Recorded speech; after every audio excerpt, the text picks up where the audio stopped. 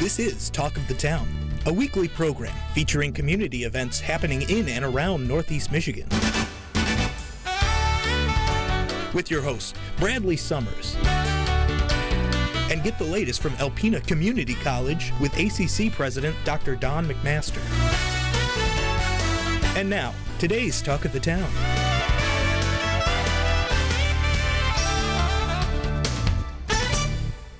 Good morning and welcome to Talk of the Town. I'm your host, Bradley Summers, and today my first guest is Annie Hepburn, the Executive Director of the Alpena Senior Citizens Center.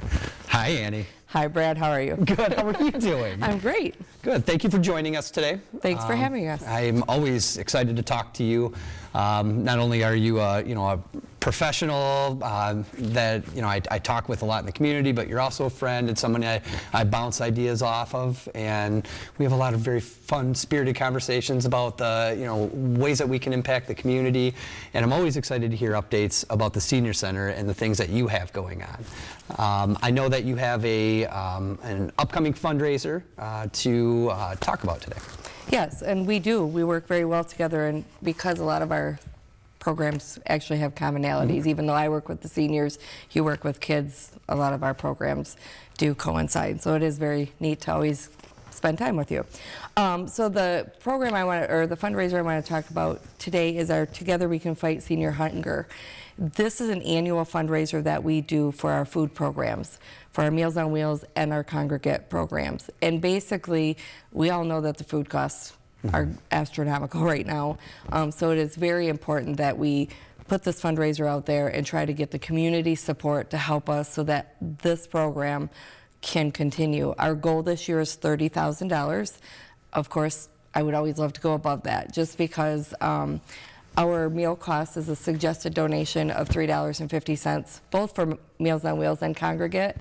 Our average donation is $1.02 for our Meals on Wheels and about $2.85 for our congregate, with the meals cost about $7 to $8, depending on if it's a Meals on Wheels or congregate, just because of the supplies that we use. And our food costs and supply costs is going up. I mean, it's just when I put a food order in, I'm kind of appalled by what we used to pay to what we pay now. Well, and just to get some context for those out there that are watching, you're not only just serving these meals, but you're helping deliver them. You're doing check-ins when you actually go and deliver and talk with some of these people that are some are in very rural areas, correct? Yeah, so we deliver meals to the whole Alpena County. So, a lot of people think that we just do the meals in the city. No, we do the county on Monday, Wednesday, Friday. The city is Monday through Friday.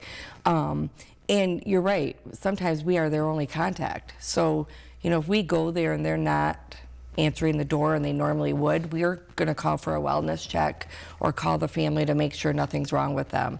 Many times we have found people unresponsive or, needing 911 called because they've been on the ground for 2 days.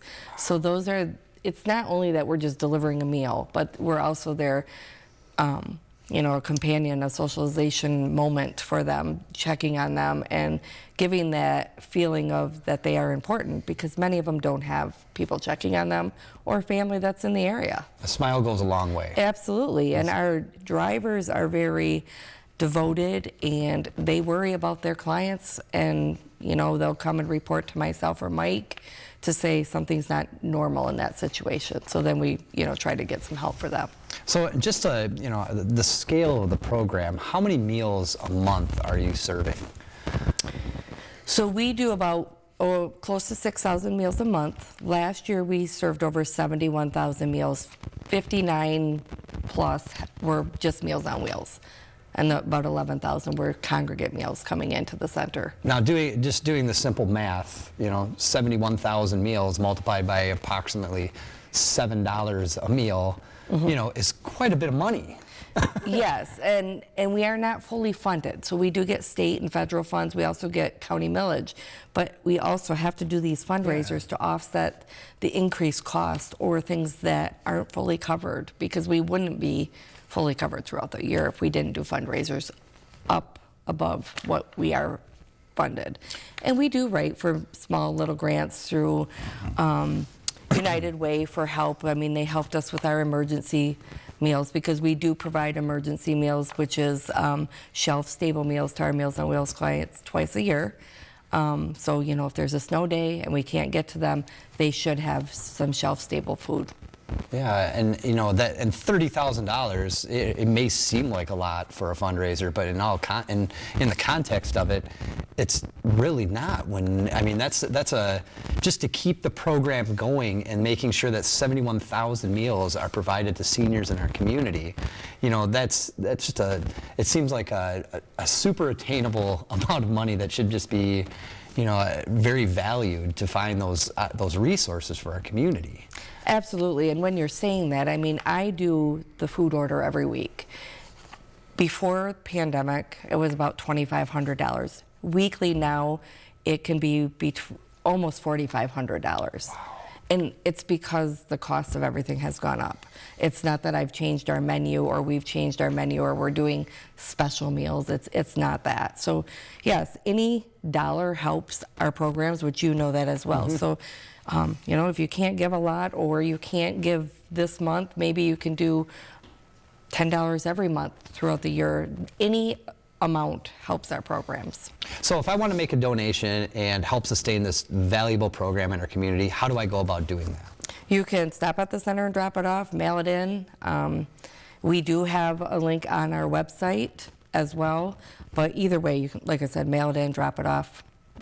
We will accept the donation any way that people want to do that.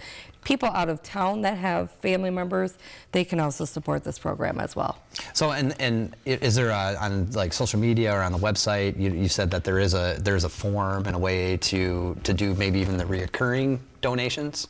Yeah, and in that reoccurring, I would probably ask somebody to reach out to me just so that we make sure that we are helping them the right way. That's easy for them. You know, do they want to mail it in? Do they want to do it online? Whatever way works for them. And then, yes, we will have Facebook posts, and we try to share all of our programs and information on that as well. Well, I hope you blow it out of the park. Me too. That would be amazing. Way above and beyond 30,000. I always find it absolutely amazing what you and your team do for the seniors of this community.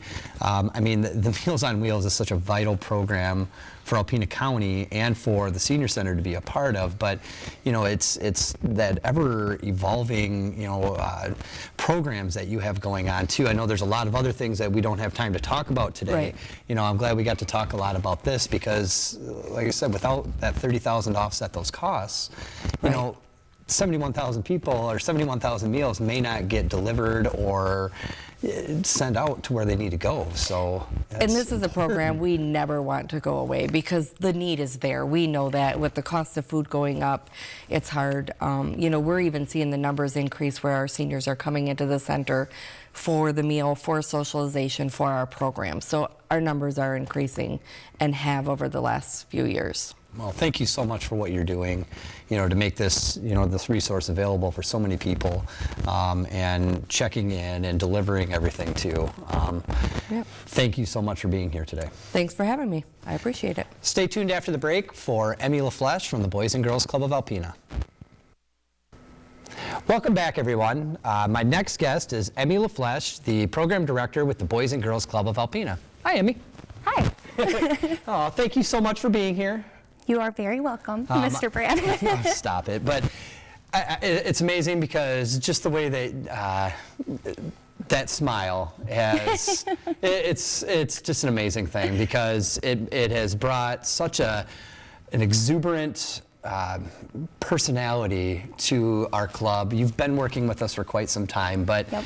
You know, I know one of the big parts of your job is making sure to kind of, you know, build that rapport with the kids and the parents, and there's nothing better to break the ice than a smile. And you know, I'm not trying just to build you up like crazy here, but it's amazing how many people in the community that we work with, you know, comment on how approachable and wonderful you are. And you know, with that being said, you know, we have seen so much increase at the Boys and Girls Club because of the wonderful nature of everybody that's involved, the whole team. That's right. But with that ability to be able to build that rapport so quickly with so many people and to have that endearing, caring attitude, Right. there's not a better person in a position, working with young people as you are. So Well, thank you. Yeah, and thank you. It's not a bad thing to be known for.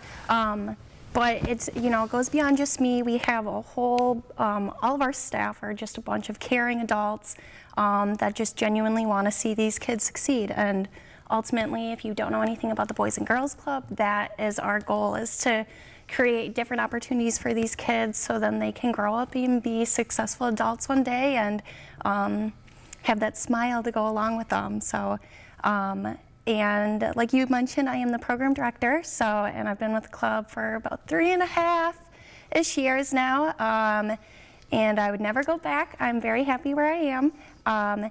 And so talking about programming, we just switched our sessions, so we are doing new programs right now, and we do different programs like art, STEM, gym.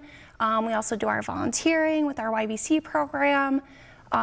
And I'm very excited to announce that we just came out with our summer programming membership forms, and I'm super excited. We're projecting, more kids, more opportunities, more partnerships in the community, and not to mention our new building. Mm-hmm. So, and with that new building, one of the big things I know that's really been talked about is the expansion of the programs and addition of more learning programs and educational programming. Yes.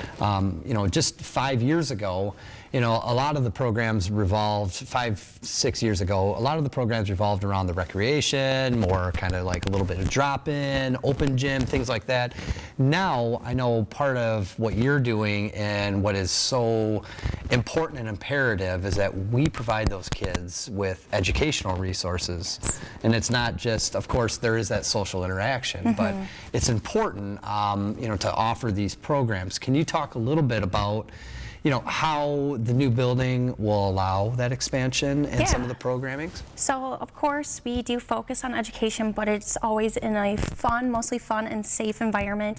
And so with this expansion, it means that not only are other places noticing us, but that we get to have these kids in a safe way and to be able to take them into the community or have them come into our new facility and have so much more room to program with them and more room for, it's silly, but somewhere for them to sit and to be able to interact with one another and with other adults that are safe and in our community so they learn more about where they're from and just grow. So how important is it with partnerships and collaborations to help some of this run? Oh, 100%. You can't run a business by yourself, and you can't not just one person teaches the child. It takes the tribe, and it's, getting them to find out what sparks their light and their joy and their smile is really important to what we do. And important for them to understand what's important in their lives. And we live in such an awesome community that it would be a shame not to give them these opportunities. So when the programs are happening and they're being administered, so are we, are the kids just sitting in, nothing against, the school setting, their classroom setting that they are in all day, but do they come to the club and just sit in chairs and, no! and just listen to a teacher, or, what kind of creative approaches are there? So we're called staff at the club, and no, absolutely not. I feel like we try to tune into every different type of learning, whether it's doing it physically, whether it's seeing it, hearing it, singing it, acting it out, whatever it may be. Definitely not just sitting in chairs, of course, unless it's like art or something, but no, we're trying to get them moving all day. Like half the time we send them home tired or ready to fall asleep because that's, just the environment that we create at the Boys and Girls Club. It's just super energetic. So No, they're not just sitting in chairs. I mean, just to hear you talk, I can't believe that's not an infectious attitude, and these kids just take that on. The smile, the laughter. Yeah. You know, I hear it a lot, and you know, for some of you that don't know, I do work at the Boys and Girls Club, and I do get the, you know, the privilege of working with Emmy every day. You know, and seeing the improvements that these kids have seen in behaviors, you know, and seeing the you know, leaps and bounds they're taking in their educational prowess, and you know, one of the really important partnerships that we have too is with the school system, and That's right, being yep. able to help with their homework. You know, it's not just like, oh yeah, you just get your homework done, but you know, the staff, the mentors, the people that Exactly. are there, you Yep. know, are there for these kids. Right. You know, and you know, with I know, talk a little bit about the teen population. Yeah, so our teen has just like skyrocketed. It's amazing. I would say, you know, we average probably 20 teens a day, which, you know, before they can't even fit, they're busting out of the room they inhabit there. And it is amazing to see, you know, they're just such leaders at the club that it's amazing, and half of them are volunteering on a daily basis, and they're choosing to do these things. So something we do offer the teens besides just programming is teen nights that we run every Friday, or we try to every Friday, from 6 to 8. And we only have 8 more left until summer comes around. And through different partnerships in the organization with us throughout the community, we have had opportunities to partner. This past Friday, we took them ice skating. We've gone bowling before, and a lot of times we're just in-house doing various arts or sports, or perhaps there's a culinary aspect to the teen night, and you don't have to be a member to participate in this, and it is for junior high and high school kids. So it's a time where they get to inhabit the entirety of club and kind of get a little more one-on-one with the staff there, and a time to just be teens, you know. Well, and it's important too, because these kids have that, they're not just, you know, out and about on a Friday night. They're in a supervised environment doing fun things with their peers. Right. But having fun, you know, like that's they choose, yeah. Right? So, you know, and I, you know, it's a blessing that I get to work with you and with Kat and, Right.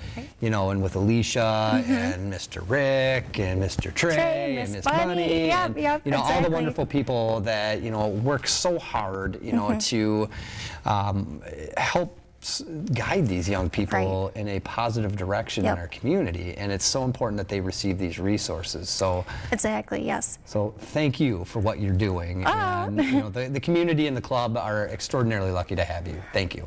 Well, thank you. And without the community support, we wouldn't be where we are. And that being said, we do have our bowling fundraiser coming up on April 14th.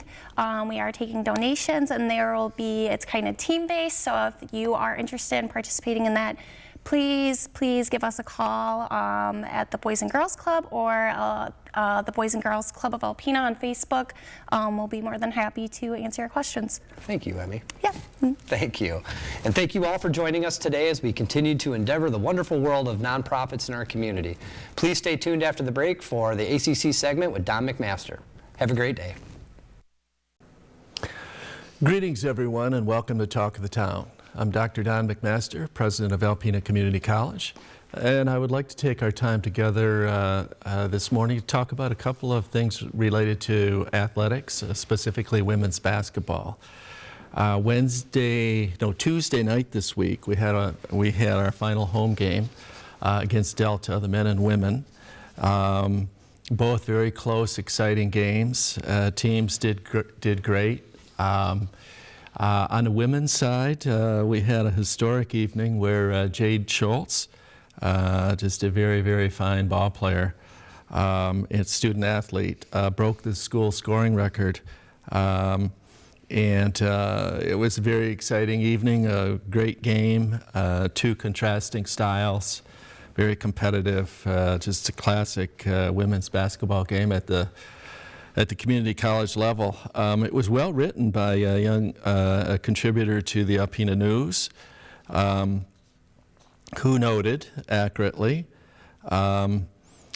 ACC was defeated by Delta in a thrilling game that ended in a final score of 60-53, but that was but the game was more about than just final score. Despite the loss, Jade Schultz finished the game with 34 points and broke the all-time scoring record for the Lumberjacks. So Jade finished her evening with 1,038 career points, and that breaks by 14 points the previous record holder, Karina Cole, a fine ball player out of Lincoln and Elkona, who had held the record since 2016. So Jade has just a wonderful inside game where she shoots with either hand, and she catches the ball extremely well, moves well, very smart, very strong, and in this conference she has been pretty darn unstoppable. And but more than a scorer, she's a great rebounder, good teammate, very fine passer, and she's as good a ball player, I guess, in terms of scoring. She's the best ball player that ACC has had in its many, many years of women's basketball. So the game itself, Delta had a very athletic team, and they pressured Alpena and Alpena's ball handling very effectively. So whenever we could get the ball up the court and inside, we scored. And but in that contest, Delta turned us over quite a few times, and it was a great game.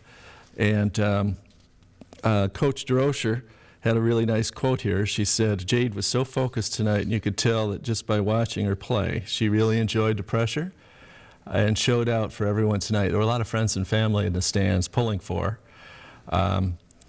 The quote continues, "She's carried our team and elevated our program over the past couple of years," which is true. This is a great event for women's basketball. It's great for the community, and it's really great for Jade to accomplish this. So I couldn't agree more. It was an inspiration to watch her play Tuesday night, and really the entire team, a very fine group of young women, played well together, played hard, played smart, put their heart into it, represented ACC beautifully. So congratulations to the entire team, and congratulations to Jade. That also coincided with the announcement that Coach DeRocher would be retiring from coaching women's basketball, and which is a huge loss for ACC, but because she's done a wonderful job. Just a few facts about Cindy, Coach DeRocher. She attended Elkona High School. In her junior season, she led her team to a 22-3 record in the state quarterfinals. And they followed that up the following year with a 23-2 season, where they lost in the state Final Four, including a 23-game winning streak. And she graduated from Elkona as the school's all-time leading scorer. And she continued her academic and athletic career at ACC, where her teams won 37 games in 2 seasons, including runs to the regional finals in both seasons and an unbeaten league record in her sophomore year. After college, Cindy was an assistant coach at ACC and Lake Superior State, before moving on to Tri-State University in Indiana, now known as Trine. There she was an assistant coach for 2 years before taking over as head coach in 1988, and she flourished there. In her first season as head coach, Tri-State won 25 games. In her next 11 years at Tri-State, her teams won 20 games or more 8 times, advanced 3 times to the Sweet 16 and once to the Elite 8 in that NAIA conference. They won 3 conference titles and 2 conference tournament championships, and she was named National Coach of the Year in 1996. Pretty impressive. This is, national. In all, her teams won 238 games in her 12 seasons at Tri-State. And she returned home in 2017. We were very happy that she came back. She was an assistant coach for 3 years and then became head coach beginning last season. Her first season here, she was recognized as MCCAA Eastern Conference Coach of the Year. And the Lady Jacks posted their first winning record in the conference in 24 years, so significant. She was inducted into the Trine University Hall of Fame in 2003 and the Alpena Sports Hall of Fame in 2018. And I think people were really want to thank her for her efforts and her skill and her support and devotion really to women's athletics. She has brought that to the conscious level in a way that's very helpful and very collegiate. And her work with the team, exemplary. I think she's obviously, from her record, she's proven that she's an outstanding coach, but the way that she has done it in a positive, supportive, organized, skillful way has been very much appreciated by the community and certainly have been appreciated by me. So I want to thank Coach DeRocher for her work. She still manages student housing for us. I hope she continues to do that because she does a great job there as well. But all in all, a wonderful night for ACC athletics. Congratulations, Jade. Congratulations, Coach DeRocher. And now we start with spring sports. And thank you all for watching, and we'll see you again next week. This has been Talk of the Town with your host Bradley Summers and Dr. Don McMaster. For a list of community events taking place in Northeast Michigan, please visit our website at WVKB11.com and click on our community link. This has been a Thunder Bay Broadcasting Corporation production. All rights reserved.